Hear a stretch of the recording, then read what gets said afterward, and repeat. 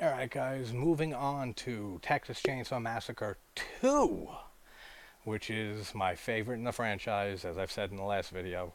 For Texas Chainsaw 1, directed by Tobe Hooper, obviously, which I give such big props to him, and for taking such a big risk with this movie. Like, this movie is totally different than the first Texas Chainsaw Massacre. And this is more of like a dark comedy, which it still has horror in it. It still has amazing effects work by Tom Savini. So, I mean, we got Savini in here, who does just amazing as always. And I actually got to see this and Leatherface, Texas Chainsaw Massacre 3, on 35 millimeter in a theater near me.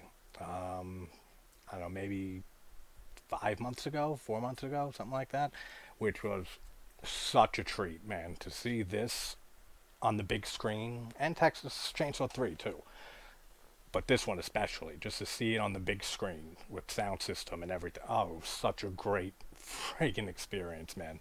And I mean, that movie theater plays a lot of like old horror movies and stuff, like double features and stuff. I know John's Graveyard. John from Graveyard, or is it Joe? I'm so sorry if I messed that up. But he lives near me on Long Island, and he knows the theater I'm talking about. And great stuff, man. They had like Blood Rage and Black Christmas as a double feature last year, and I got to see what they have coming up because I definitely want to see what else they're going to be playing to go see those on the big screen for sure. Now we have Bill Moseley in this as Chop Top, which I love. Chop Top. He is probably my favorite character in this whole franchise, which I mentioned in the first video that, oh, I really want to get finally All American Massacre. Like, if you guys don't know what All American Massacre was, it was a lost Texas Chainsaw movie. It was basically like a spin-off of Texas Chainsaw 2 involving Chop Top. And Chop Top was in prison, and then they bring him out for, I'm not sure, like, I don't know, maybe parole or something, but he's talking, and through flashbacks he starts like recounting his previous massacres and the people that he killed. And it was directed by Tony Hooper, Tobe Hooper's son, and it was filmed in 99, 2000. It was supposed to come out in late 2000, Halloween. Never came out. It's been 20 something years now, and it's still not been released. Like, we really need to get that movie because it from what you can see of it online and like the trailer, if it's still up, it looks fantastic. Like, I really hope Tony Hooper decides to release it because that would be great to see Bill Moseley as Chop Top again and recounting all his crazy antics over the years. But yeah, man, for Hooper to make this movie, and I think I mentioned this in my video for Texas Chainsaw, to take such a big risk and do something totally different for this movie, for the sequel, I fucking commend him for that. I say it all the time, like, whether it works or not, I love when directors try a totally different angle with a sequel in a franchise. Just perfect example, that is, people who tuned in for my interview with Jack Shoulder, director of Nightmare on Elm Street 2, Wishmaster 2, Alone in the Dark. He took a huge risk with Nightmare 2. Completely different than the first one by Wes Craven. And I love that film more than the first one. Like, it paid off for me. And I know other people who love Nightmare 2 the most in the series, paid off for all of them. So taking that huge risk pays off a decent amount of the time. A lot of times it doesn't. Everything doesn't stick. But I'd rather them go for broke and just throw everything they can. And if it's a totally different concept, go for it. And if it works out, great. If it doesn't, at least they went for something different. And this is exactly what Hooper did for this movie. And I think bringing in Tom Savini for the effects work here is such a great decision. Like, we have that awesome kill at the very beginning, and just all the makeup on Leatherface, his mask, and everything. Now, I forget who plays Leatherface. Bill Johnson plays Leatherface in this, which I only know him from one other thing. And this is such a stupid movie, but it's hilarious to me. If anyone's seen Supernatural Activity, it's like a scary movie type spoof on a few films, a few like found footage movies and stuff. It is hilarious. Like for me at least. Like it's so funny. It came out in 2012. If you haven't seen it, I'm sure you can rent it somewhere for cheap. But I absolutely love that movie. And they make fun of like The Last Exorcism and a few other like exorcist type things. They make fun of the Blair Witch Project. They make fun of The Office, even the show The Office. Great thing. But let's hop into and he's in that movie, Bill Johnson, who plays Leatherface in Texas Chainsaw 2. He plays a short role in that. That's all I know him from. But we have Jim Sydow returning for this, which is awesome. Like I think I might even like his performance in this more than the original. And then we have Dennis Hopper, who plays Lefty, which is, how can you not love Dennis Hopper? And then we have, to round it off, Caroline Williams as Stretch, who I adore Caroline Williams, and I love the character Stretch. So let's get into Texas Chainsaw Massacre 2. 2. 2. 2. Now, so I always took it that in this movie, the Sawyers are on the run. That's why their whole crazy base of operations is in that dinosaur park that you like underground. So I always took it as that since the Texas Chainsaw Massacre, the first one, they somehow got tracked down and they're running. And I'm pretty sure that makes sense because I know Lefty, Dennis Hopper, says to another cop or something that talking about is this possibly the people who killed Franklin, which is his nephew, right? Yeah, it's his nephew, Lefty's nephew. And he says that they haven't heard really anything since that Texas Chainsaw Massacre events, and that they've had some murders and stuff like spread out over the state. So I'm pretty sure that they're on the run, even though maybe they're not because, well, like I guess he's hiding in plain sight. Like Drayton Sawyer does the cook-off with his chili, with the human meat inside. So I guess he could, like maybe Leatherface is the only one that was being pursued or known to, do these killings and massacres.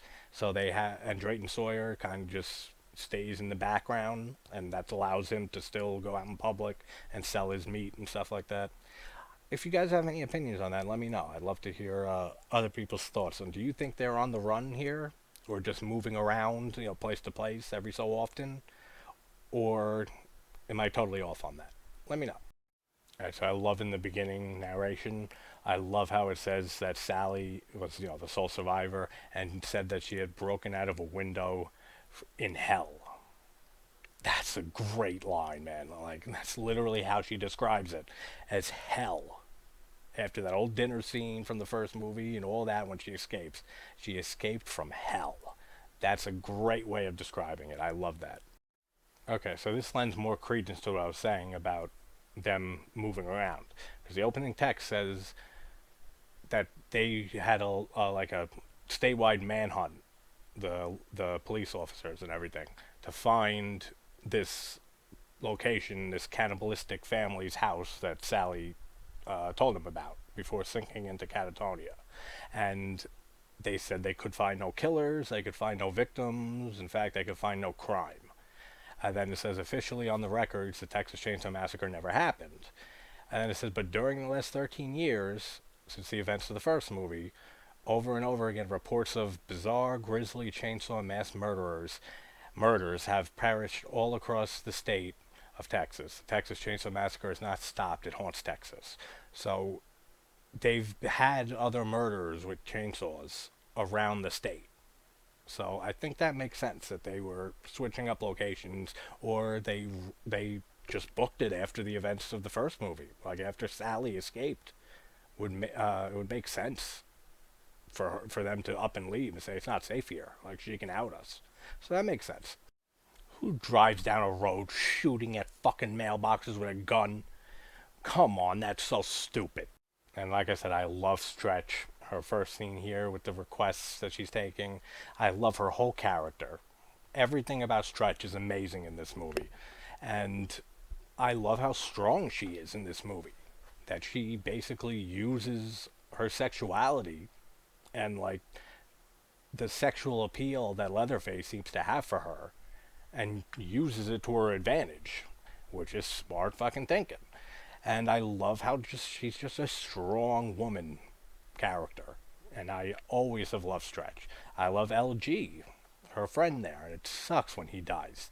But they have the call in at the radio station, the two dickheads that are driving, and they're seniors from some school, and they're going to some party.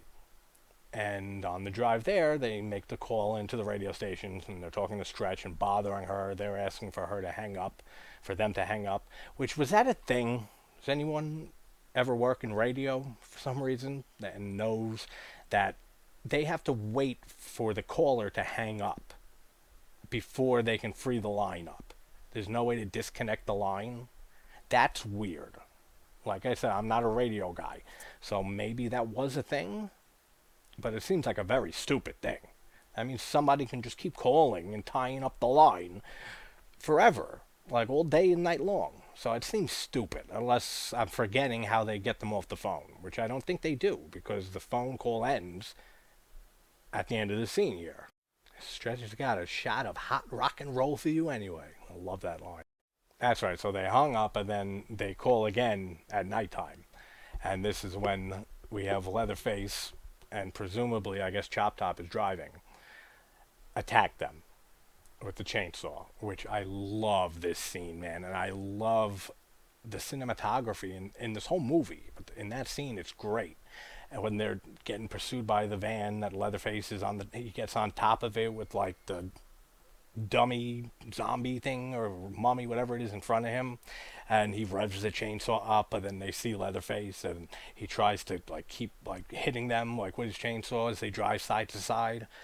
Then just what the effects are so great in this scene here by Savini. Like, as you expect nothing less from him, but he ends up slicing the guy with the chainsaw this way through his head, and the part of his top of his head is like off completely, falls off, so it's just the top of his head and it's squirting the blood out. That looks so great. Like, that is such a great effect. It looks so cool. Just the way the dummy looks too, that he uses Leatherface to like conceal himself. It looks freaking cool, man. Like, I love how that dummy looks, and I love the sound of the chainsaw, like I said in the last video. Just throw a chainsaw revving or running into any situation, it makes it instantly more chaotic. Instantly. Especially like in the first movie when you hear Sally's screams just so loud with the chainsaw running on top of that. It instantly adds so much more tension and is so effective compared to if she was just running screaming and he was following her with the cleaver or a hammer or anything like that. I love the choice of the chainsaw as Leatherface's weapon. It's so good. Now, Leatherface's look in this one, I don't not like it. I don't dislike it. But it's not as good as the original movie. I said in that video, it's my favorite in the whole franchise, the original Leatherface. He looks weird here. Like, he does. It doesn't take away from the movie for me. But he does not look anywhere near as good here as Mask as how he did in the first movie. So Stretch hears the car crash, and I love how she gets involved in this investigation, like with Lefty, Dennis Hopper. I love how stern she is about it. How she's like, hey, I'm bringing you this tape of the murders that you can hear, this evidence. I want to help. Like, and he uses her as bait. Basically, like, he uses this woman as bait to play that tape to draw the murderers out and almost kill her. Like, that's some balls on Lefty's part. I love the way Lefty shuts this other guy down, detective. And he starts telling Lefty, like, yeah, that was 14 years ago when your brother's kid was killed. Now, he says brother's kids. it was just Franklin and Sally survived. So I don't know if that was just a mistake in the script, but it should just say your brother's kid. It says kids though, but not a big deal. But then he starts saying that was 14 years ago in South Texas. Like this is a completely different area. It says these people were just having a good time and they crashed. And I love how he comes back with his rebuttal. It says like, yeah, they crashed. One was having such a good time that he managed to saw his own head off going 90 miles per hour. I love that. That's so cool. I love the chemistry between Dennis Hopper and Caroline Williams. Like when she goes to like tell him about the tape that she has of the murders, and he's like shutting her down left and right, saying we got professionals working on it, and she says that she read something that he wrote in the paper years ago about the chainsaw killings.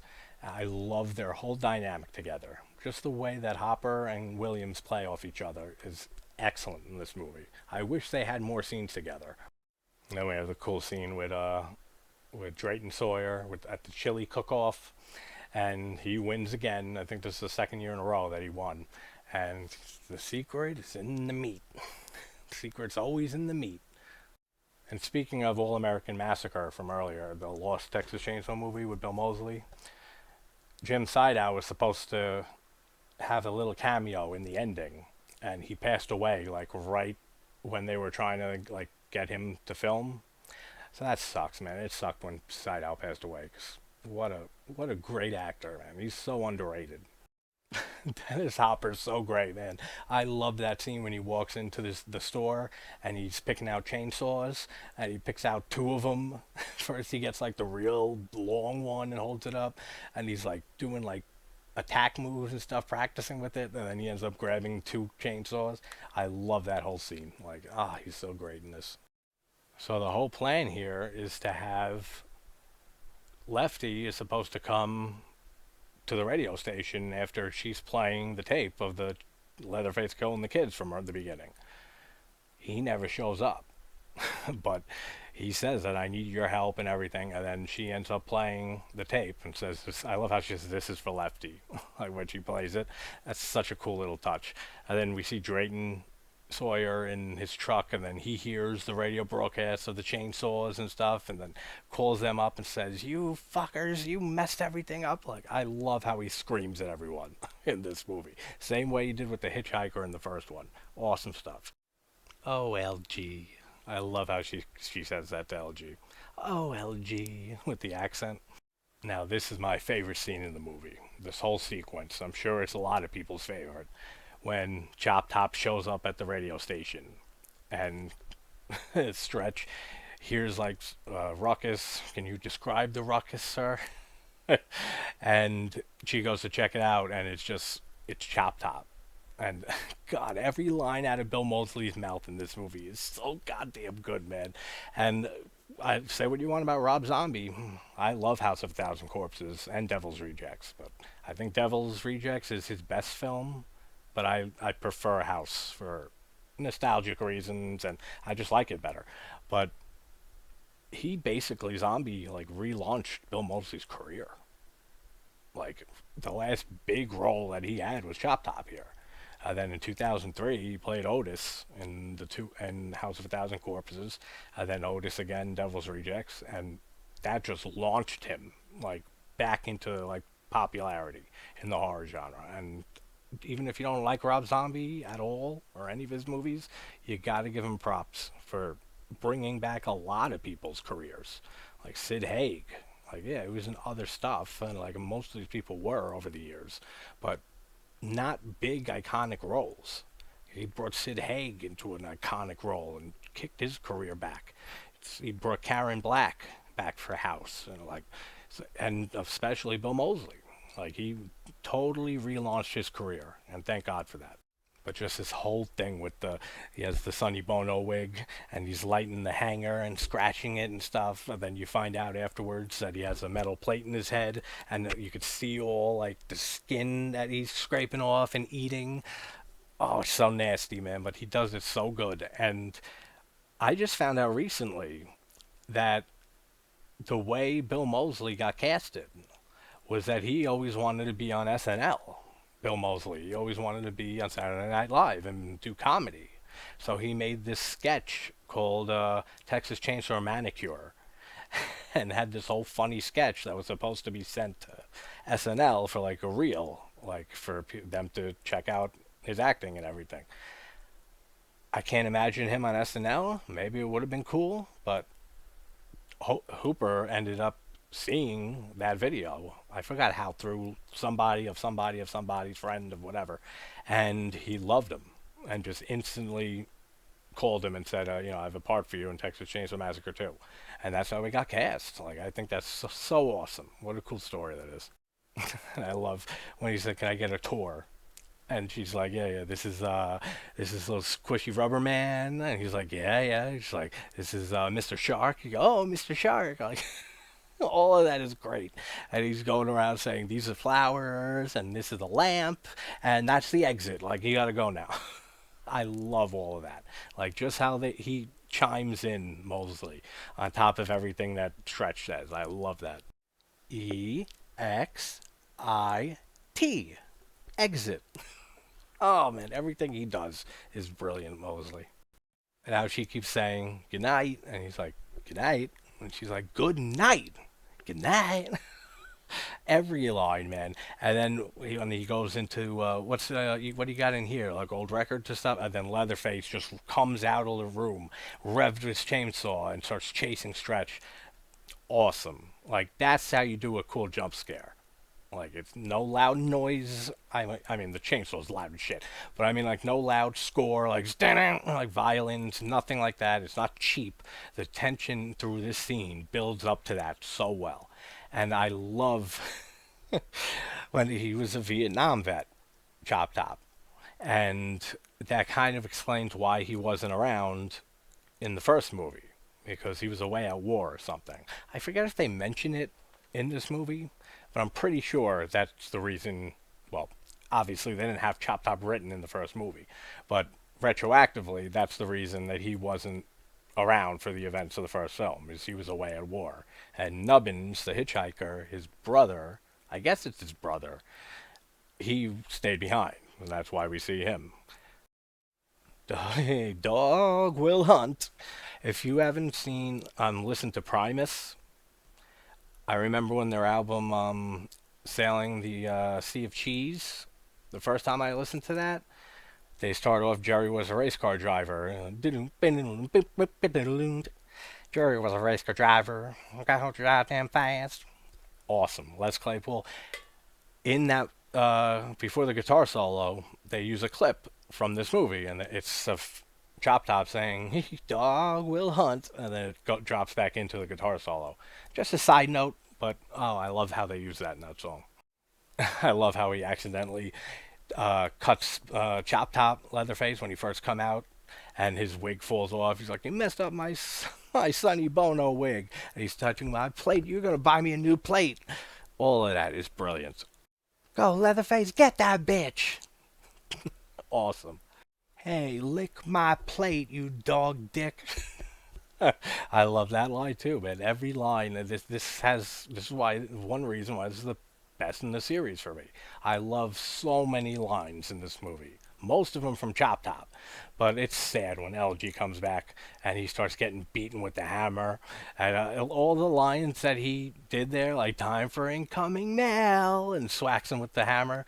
He was improvising all those lines, and I think Mosley said in an interview that he did like 8 or 9 takes, and he went over to Hooper and he said, "Hey Toby, am I doing something wrong?" And he's like, "Oh hell no, man! I just like watching you."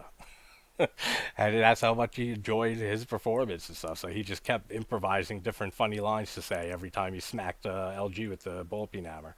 And of course, we get the iconic Leatherface with the chainsaw above his head. Awesome. And then Stretch's Caroline Williams' performance, man, is so good and so underrated in this movie. Like, her screams and "just leave me alone." All of her dialogue, especially all her screams. She is such a great scream queen. And I wish we had her in more horror movies. Like, it was great to see her in Hatchet 3 when that came out. She's in that a decent amount, and I loved seeing her in that too.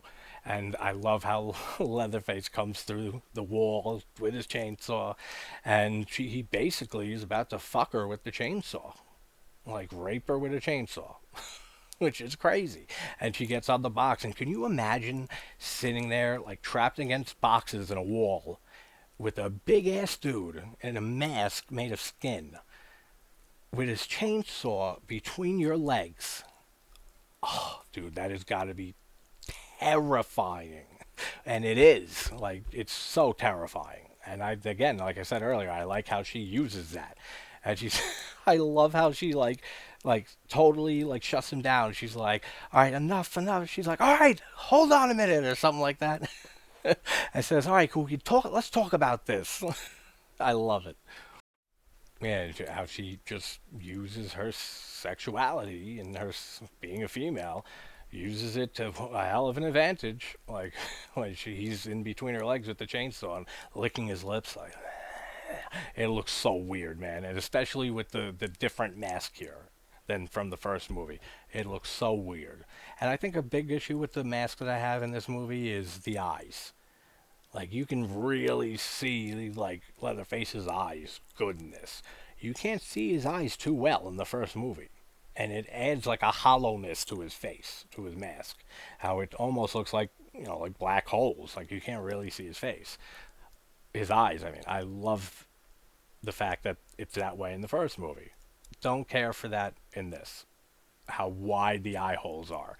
But I love how she's like, how are you mad at me? How mad at me are you? And then she starts like rubbing the chainsaw on her leg, and he's like, how good are you? How good are you? And just all of that, and so she can find a distraction to get out of there. And it seems like Leatherface comes his pants. Like he's like she's talking all sexual to him, and then like he starts like, and then like it seems like he comes his pants because she's like, oh no. Oh, that's so stupid, but hilarious. And then Chop Top, he's like, you get it good? And he's like, I got one too. A bonus body. What a great line that is, too. And they look at that beef and pats him on the stomach on LG. That's awesome. But it never made sense to me. Like, Leatherface just leaves her alive. He doesn't think to go back and check that she's dead. Chop Top. Really? Like, he knows how stupid Leatherface is. And, like, how he's stunted growth or whatever's wrong with him. He doesn't think to go and check the body. And aren't they cannibals? Like, don't they need bodies? Don't they need food? Like, why wouldn't he take her body to use as food? So that never made sense to me, but it doesn't really matter. But they take LG's body and they head off to their hideout in the dinosaur park, whatever it is below. And Lefty finally shows up a little late, considering everything that happened to her. But yeah, what a cool set that is of the radio station and the whole set of the Dino Land park and their whole underground hideout. All of that is so great. And then Stretch gets to Dino Park and Lefty soon after her, and Stretch falls down like a trap door or something and falls into their habitat down there, if you will. And I love how Dennis Hopper LG, not LG, Lefty, how he comes like to the entrance running with the chainsaw, like and then like just stops and looks around and sees no one's there initially, and then he starts tearing the place apart, just like sawing down beams and everything. Oh, he kicks so much ass in this movie. It's the devil's playground. And they're freaking out. I'm bringing it down, down to hell. Bring it all down with the chainsaw. Oh, that's so great. He's so over the top in this movie, but everything's over the top in this movie. Oh man, it's so sad when Stretch finds when we see, well, first we see Leatherface cutting the face off of LG's body and hangs his face up as a mask, and then starts like skinning him more. And then when she finds his body, man, and just, oh, LG, like, oh, that sucks. I feel so bad for LG in this movie. And then he finds Stretch Leatherface, and he's just like freaking out, but she's like getting him to calm down and say like, get me out of here, you know, be good and all that. And then he takes Stretch's face mask and puts it over her, and she keeps trying to take it off. Oh, can you imagine having your friend's skin, his whole face, skin masked onto you? Dude, that's insane. That is so crazy to think of. And I love how Slayer has a song on one of their albums called Dead Skin Mask, which is basically a whole homage to this movie and the original, but so cool. And she keeps trying to take it off though, and he's no, no, no, and she's like, holding her arms down and starts playing with it, like going like this with her arms. So insane. What cool shots those are though. With seeing LG's body, missing his face, like down to here too, and then a shot of Stretch wearing his face, then back to a shot of LG missing his face, and the shot of her with his face. Like that's so cool. Those are such great shots. I do like the added touch though of Stretch putting his face back on his body after he dies. Something about that, I just always like that. It's kind of like a much more severe version of closing someone's eyes after they die. This is putting his fucking face back on. It's crazy. And just like in the first movie, I love Drayton Sawyer calling them coon shits. That's such great slang. And Chop Top's dancing with the dummy zombie from the beginning. That's so funny. I don't know how Drayton lives with them. Like, can you imagine being around Chop Top all the fucking time? That gets annoying. Like, that can get annoying real quick. Like, absolutely. And Drayton has to live with him and Leatherface. So weird, man. And Grandpa. Let's not forget Grandpa. Alright, so I brought this up in the video for Texas Chainsaw 1. He finds Franklin's skeleton in the wheelchair. But in the first movie, I'm trying to see, yeah, the skeleton's intact. In the first movie, though, you see Leatherface cut him sideways, like in half. I mean, you don't see it, you're seeing from behind Franklin, but he goes like this. Then he does something up near his neck, but yet his skeleton's intact here. So I don't know if that's an oversight or if, I mean, you can argue since they never show exactly what happens to Franklin that maybe he just sliced him in the front and then did something else. It's possible, yeah. But I mean, it's a chainsaw. And it goes through you like butter. It always seemed to me in the first movie like he goes sideways, like he's cutting him in half. Then whatever he does, like higher up here. So I don't know what to think of that. And maybe it's just an oversight. Maybe it's not. I like how they call him Leatherface Bubba in this movie, Bubba Sawyer, and like how they find Stretch in there and says, "I thought you took care of her," and then Chop Top's like, "Bubba likes her. Bubba's got a girlfriend. Bubba's got a girlfriend. Bubba's got a girlfriend." And he's still holding up the dummy. Oh, that's hilarious. And it's like Drayton's getting annoyed already. So I'm saying, like, it must be fucking hell living with Chop Top and Leatherface and Grandpa. But Grandpa don't do shit. So he's like having a cadaver in the side corner. Like that's not a big deal. But then I love when Dennis Hopper finally gets down there. I love the chainsaw fight between Leatherface and him. Like, come on, how many movies do you get to see two people fighting with a chainsaw? I mean, I've seen it in some other movies, but this is it right here. This is the best chainsaw fight. And before that fight, though, then we have Grandpa trying to whack Stretch on the head with the mallet, and he's dropping it a few times, just like in the first movie. It's not as well shot at all compared to the first movie. Like the dinner scene, that whole dinner scene is just perfection. This is good. Like, I like it. But comparing it to like the scene in the first movie where Grandpa is trying to hit Sally over and over again, that's shot so much better. Like, it really is. But Stretch's whole, her screaming and everything, and that close-up shot that we get of Grandpa's mouth opening and he's like laughing and stuff, that's a great shot too. I love when Lefty shows up with his chainsaw, his big-ass chainsaw. He's like, who are you? He's like, are you from whatever food company or something? He thinks he's from like a competitor trying to bring down his whole little hideout here. I love that. The fact that he thinks that this is a competitor of his, like in the food industry, in the meat industry, that's hysterical. And I love his line, "I am the Lord of the Harvest." Left. I keep on saying LG. I mean, LG, Lefty, they're fucking close enough. But he offers to give him money, like real cash money and stuff. I love all that. Then he saws him like in the ass. And when Drayton is hiding under the table, when Leatherface and him are fighting, he says, "Oh man, that one he got me in the beans" or something like that. Such funny lines. That's right, yeah. So Nubbins is the hitchhiker, and Drayton says, "Come here, Nubbins," and he pulls down the skeleton, the corpse. So I guess that's the hitchhiker's corpse. And then I love the effects, the gore effects, when Lefty is shoving the chainsaw into Leatherface. That looks so good when we see the shot from behind him, when it's gone through him, and you see all the blood and the saw coming out of his back. Awesome. Like Savini, man, he kills it in every movie. And then we have Stretch being followed by Chop Top to the top of the dinosaur, the T-Rex. And I love how there's the grandma's corpse in there, and he's like, "Oh, Grandma, you destroyed Grandma!" And she shocks Chop Top with the light and electrocutes him a bit. And I love the callback to the exit sign in the radio station when Chop Top is saying "EXIT, exit." You get a quick shot of Stretch looking and seeing the exit sign. That's such a cool touch. Like, what a cool running gag. It's not running really because it's only this other time, but nice little callback to the beginning part of the movie. And the corpse of Grandma, the skeleton, looks so cool. Like, I love how that looks.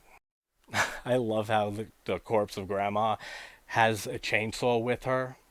That's hilarious. And then she ends up pulling the chainsaw out of her, and Chop Top's freaking out, like, "No, no, Grandma!" Like, he's trying to fix the bones.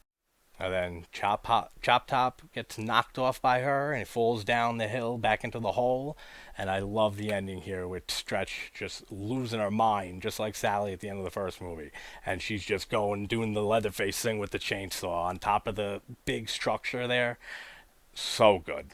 So, Texas Chainsaw Massacre 2. My favorite in the franchise, like I've said. Do I think this is a better film, like made better than the original? I don't know. I mean, it's still Toby Hooper, and he shoots this whole movie excellently.